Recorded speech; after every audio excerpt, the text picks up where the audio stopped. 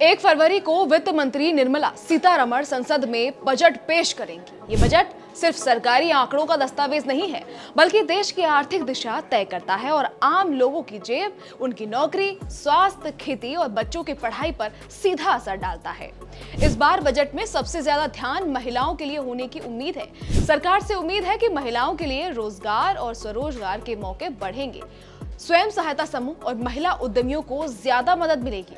पिछले साल महिला एवं बाल विकास मंत्रालय को करीब 26,889 करोड़ रुपए का बजट मिला था, जिसमें मिशन शक्ति जैसे कार्यक्रम शामिल थे। महिलाओं की कामकाजी शक्ति पिछले कुछ सालों में लगभग 41.7% तक बढ़ गई है, जो पहले से लगभग 23% से काफी ज्यादा है।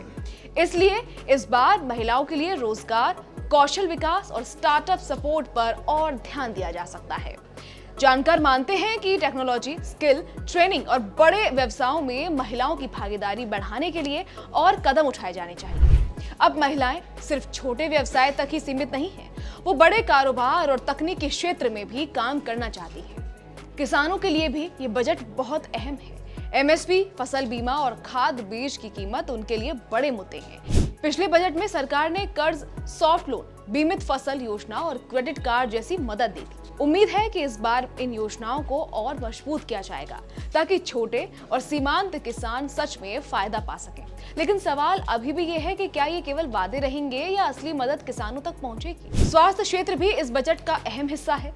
पिछले साल स्वास्थ्य पर खर्च बढ़ाया गया और नए कैंसर केंद्र बनाए गए। इस बार ये देखना होगा कि सरकारी अस्पतालों को बेहतर बनाने के लिए कितना पैसा मिलेगा, हेल्थ इंश्योरेंस योजनाओं का दायरा बढ़ेगा या नहीं, और दवाइयों पर टैक्स कम किया जाएगा या नहीं, ताकि आम आदमी को राहत मिले। पोस्ट कोविड वक्त में ये और जरूरी हो गया है कि स्वास्थ्य सेवाएं सुरक्षित और सस्ती हो। शिक्षा के मामले में भी लोगों की नजरें इस बजट पर हैं। सरकारी स्कूलों की गुणवत्ता, डिजिटल पढ़ाई और बच्चों की पढ़ाई की लागत आम परिवारों के लिए बहुत मायने रखती है। उम्मीद है कि इस बार शिक्षा के लिए ज्यादा पैसा मिलेगा और 800 जिलों में गर्ल्स हॉस्टल जैसी सुविधाओं की भी घोषणा हो सकती है। इसके साथ ही डिजिटल और तकनीकी शिक्षा पर भी ध्यान दिया जाएगा, ताकि बच्चों को भविष्य के हिसाब से जरूरी कौशल मिल सके और महंगी कोचिंग की बोझ कम हो। युवाओं और रोजगार के मामले में सबसे बड़ा सवाल ये है कि बजट में कितनी नौकरियां आएंगी। स्टार्टअप के लिए फंड बढ़ाने, स्किल इंडिया और कौशल विकास योजनाओं को मजबूत करने और सरकारी भर्तियों के जरिए रोजगार बढ़ाने पर नजर रखी जाएगी। आर्थिक सर्वे ने भी ये साफ किया है कि महिलाओं और युवाओं के लिए स्किलिंग और रोजगार सुरक्षा जरूरी है।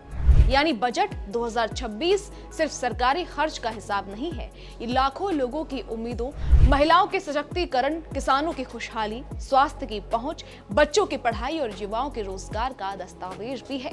अब केवल 1 फरवरी को बजट पेश होने के बाद ही पता चलेगा कि ये उम्मीदें कितनी सच होंगी।